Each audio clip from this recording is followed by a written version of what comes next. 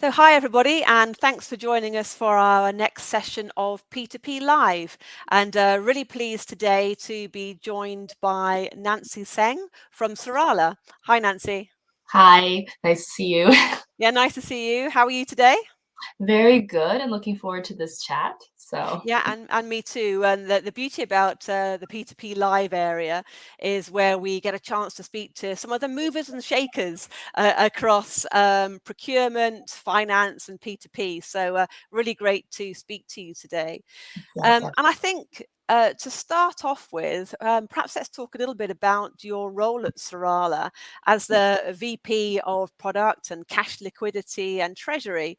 You must have seen an explosion of people trying to protect themselves over the course of the last 2 years. Has that been the case in your experience? It has been the case. No, I mean, this is the awesome stuff about live content, right? We can kind of talk through it, make an amendment to actually take care of official titles VP product for payments, cash visibility, and treasury. So Okay. I'm going to point that out. Usually I don't go incorrect, is because the payments aspect is really important in your question as well.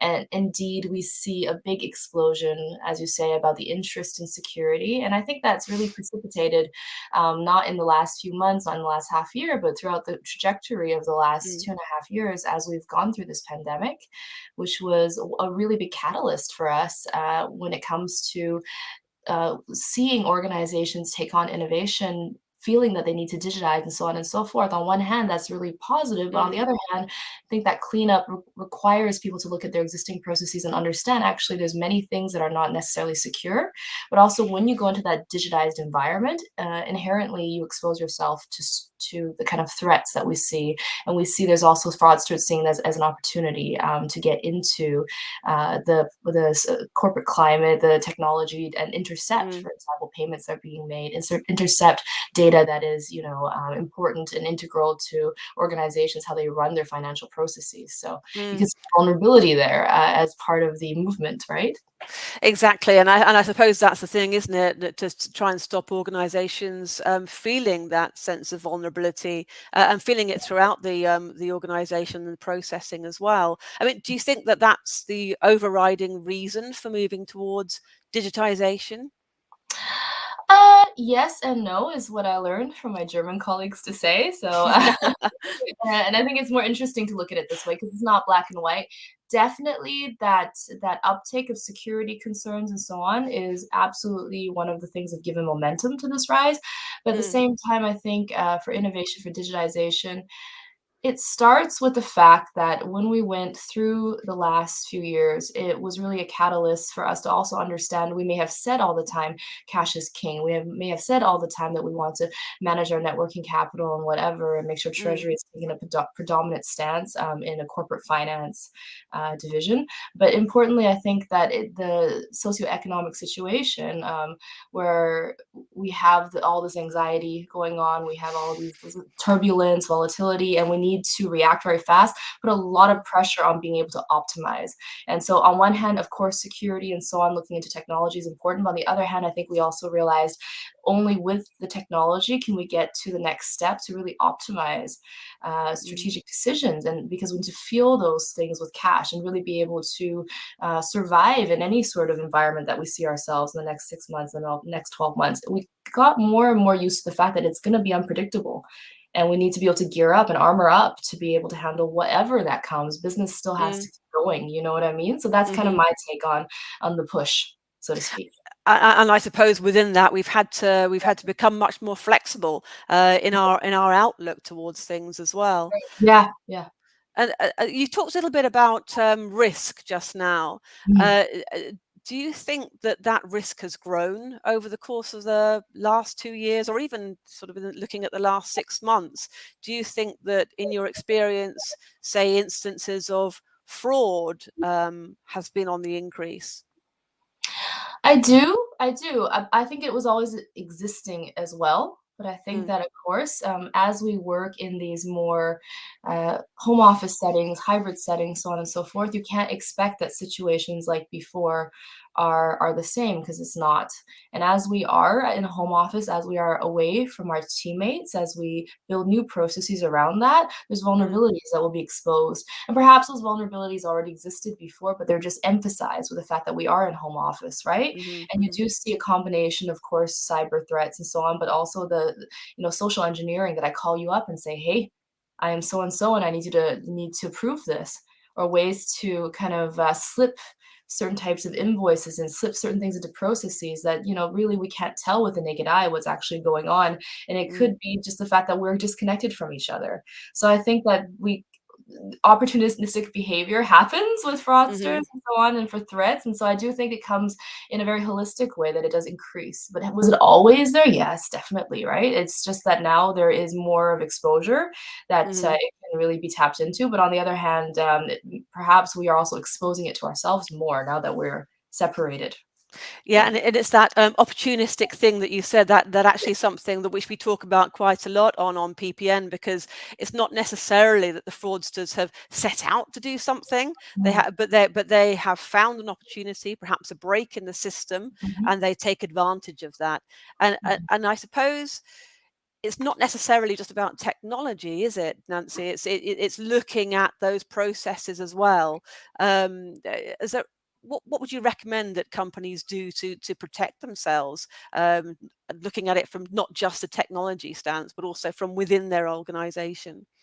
Yeah, 100%. And I'm really glad you bring that up. I think, as always, I'm somebody who's very passionate about technology, but Mm, technology for me is always that great engine, that great equipment, the tooling, and so on, that enables you to be better. But in general, if I put myself in the seat of the mm, corporate clients that we have, it's more important that looking at making sure the organization is aware of the threats, looking mhm, at really the organization not as a collection of functions and operations, but really as people.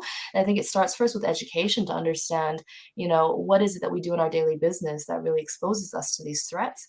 It is also a change in mentality, that each and every employee feels responsible for the greater mhm, whole, that we play a part in that security.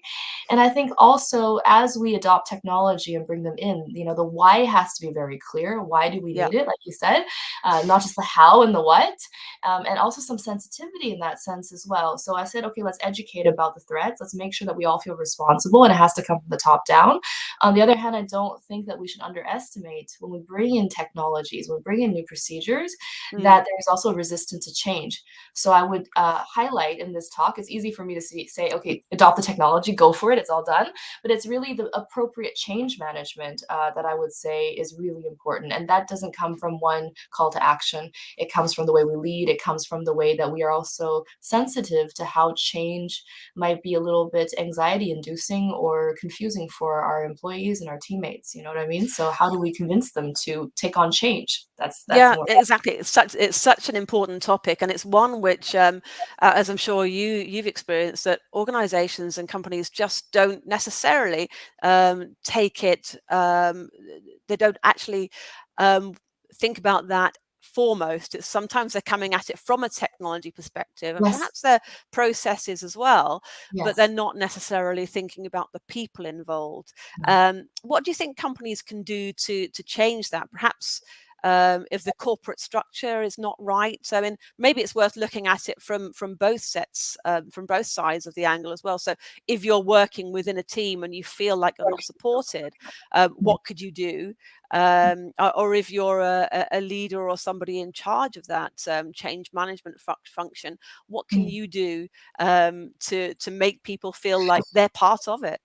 Yeah, definitely. And I think, I mean, maybe this is also personal passion of mine, but I think we've talked about it before as we met each other. I think there are always opportunities for leadership.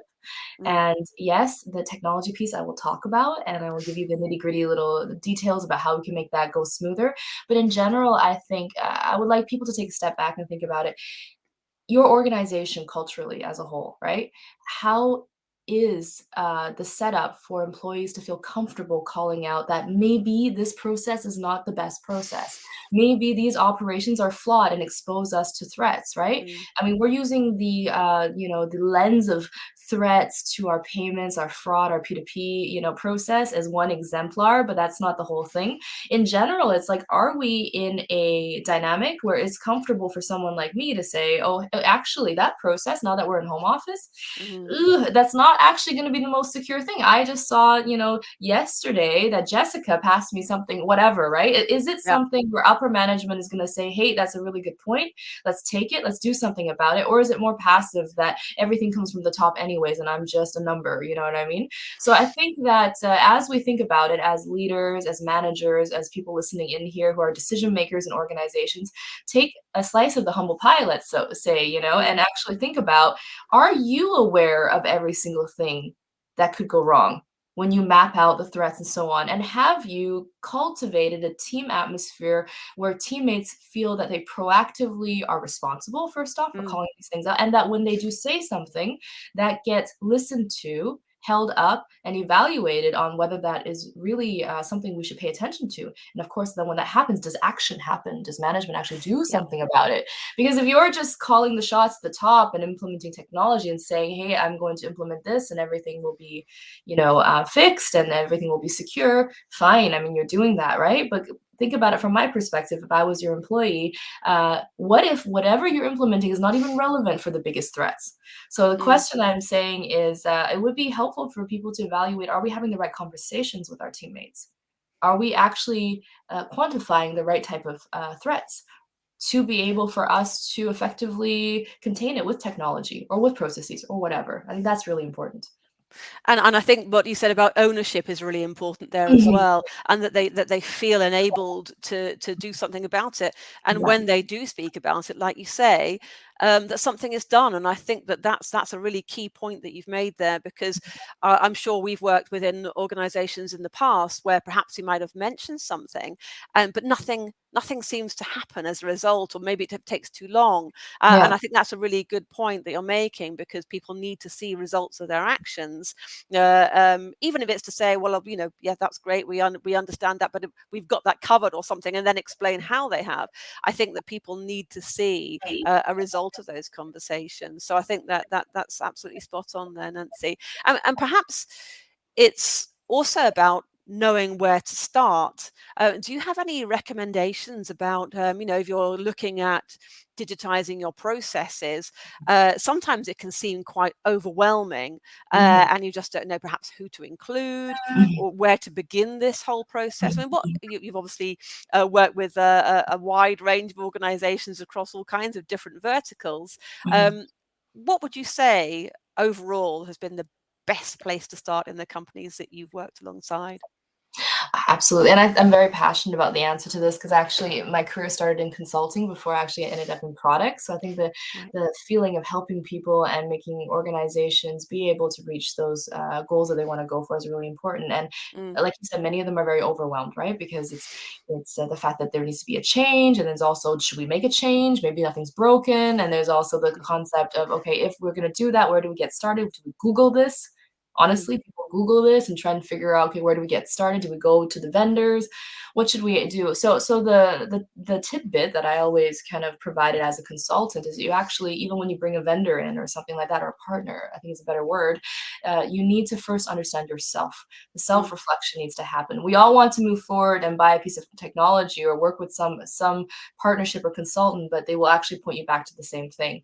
So it is important first in your organization to understand who are those key people at the right focal points in your end-to-end process that are going to be able to tell you on a day-to-day operational perspective, right?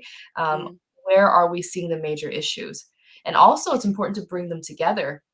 Make a task force, bring together a working group. These are things that we already know anyways in proper project program management, but importantly that they are together, that we can understand that, but really start mapping out, right, as a whole set, end to end.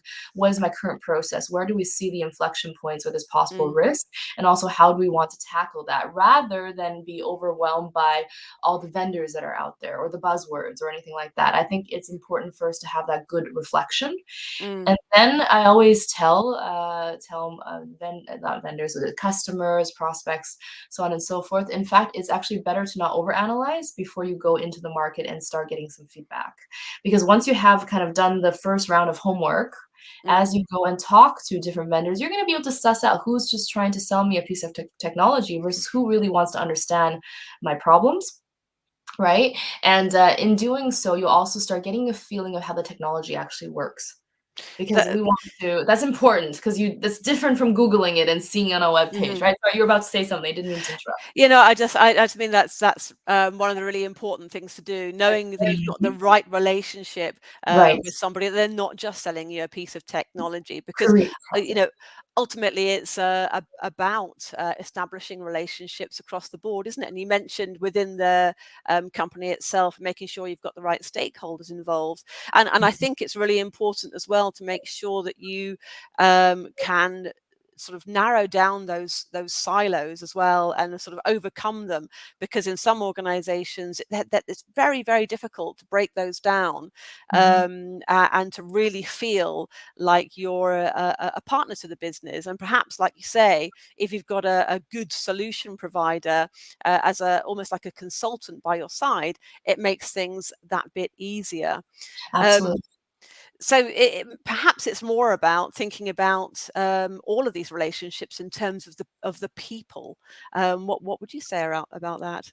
I think that you hit it on the nail, so to speak, because it is all people in the end. Mm, Whether it's internal or external, we tend to compartmentalize things in our minds before we even start approaching one of these things. And it is that you have to look past your own operational scope. You have to look end to end through. Take it as an opportunity to break down silos. mm, Take it as an opportunity to maybe even speak to other leaders in different teams that you typically wouldn't have the communication with, and go one step down and say, okay, on your team, who is the one that we should really speak to? Introduce these guys to each other. You know what I yeah. mean? So it's all about really proper leadership, to be really honest. Bring them together, but then also when you have them all together, when you have the group of knowledgeable experts, influencers, and so on that are in this one in the company task force, company group, it's also important to go and survey them for the questions they're interested in, and understand that when you approach a vendor, to be honest, and maybe this is something that is a tidbit that I don't know if I should be giving away, but everything goes. It's not that there has to be this process where, okay, I give you the RFP, I give you this thing, will you answer it, let's go sequentially. We often forget Hmm. this human on the other side, right? You can very well say, hey, listen, like, our company is addressing things a little bit differently. We've already got our group together, we've come up with a list of questions and concerns, and really what we want to do is find a partner that's going to work really closely with us to really suss out what are our priorities, maybe even Hmm. challenge us a little bit about where we need to start first, give us an idea, a mind map of how we would approach it. Because to be honest, if I look at a list of functionalities and so on and so forth, it's very hard to differentiate, where should I go? Who should I Hmm. go with? How should I get started? But if I'm really speaking to potential partners this way to get my solution, right? And somebody is speaking to me and making me feel like you're really understanding my problem. Hmm. I can see that I need guidance of how to get started, and I can feel that authentic feedback and also logical feedback. If that starts feeling strong, to be honest, that's a much better partnership to make than anything else, because the rest will figure. I mean, when you do software projects, things will go good, so things will go wrong. Hmm. Importantly is actually that the partnership is in place there, and you're able to work with them to be able to answer the questions rather than finding everything out of the box. I think that's a little bit difficult, right? Yeah, So finding out, yeah, everybody's individual needs and wants, I think, yeah, isn't it? And making sure that you understand them across the board in different yeah, departments. And yeah. and I don't know what you think about this, but I've heard some Mhm. people suggest that it's good to actually start talking to the person within each of those teams who is a bit skeptical. Perhaps they're Yes. the ones who think, "Oh, I'm happy to do things. I'm everything's worked perfectly fine Mhm. before. I'm happy to keep things as they are." What would you say about that? Because perhaps maybe if you overcome that person's fears, perhaps then it makes it a little bit easier in breaking down the fears throughout that team. I think that that's also a very interesting topic to go into because I was just talking to one of my teammates about that the other day. First Mm, off, I think in the context of this conversation, this chat, we have to differentiate between obviously you need to find the subject matter experts. Obviously, you have to talk to yeah. the people who know what is going on and figure out okay, what are the facts. But on the other hand, what you're talking about is more from a stakeholder engagement perspective is about the influencers, right? Hmm. So important is first we have to identify who those influencers might be, and also do they have a capacity to really impact our decision. First off, I think that's interesting to know. And let's say we understood that they're interested and they have the capacity to really impact the decision to be made, then they're very relevant for us, right? So as you Mm, say, we do need to identify the people who are the naysayers and so on and so forth, the ones who are anxious or the people who say okay, it's not broken. But then I would say it's very individual that you want to get to understand what their concern is, because if they have fear of moving forward, maybe it makes sense to remind them about what is not working for them mm, today. Let's not hmm. focus on what's working, but what's not working today. How can we enhance? What are their hopes of what they can address with new Yep. technology? Right, that's the Hmm. thing. So it's about understanding, not accepting those things, but then pointing out maybe that blind spot. Oh yeah, but it's not perfect right now. And Mm. for example, maybe also to understand from them what is the thing that's causing them to feel so uncomfortable. Well, Can we perhaps it address goes back to the why as well at the Yes, beginning of our yes, conversation. If people can understand the why, correct. and not see it as something which is coming at them for no particular reason, then Yeah, you can understand, as we said, you can understand people's perhaps fear that they might have. But once the people can understand the reasons why and feel like they've got ownership of that reason why and can influence things, mhm, then perhaps that's a conversation then that they want to have, particularly if they feel that it impacts them personally and they can progress in their career as a result of that and have some proper exactly. influence in their company.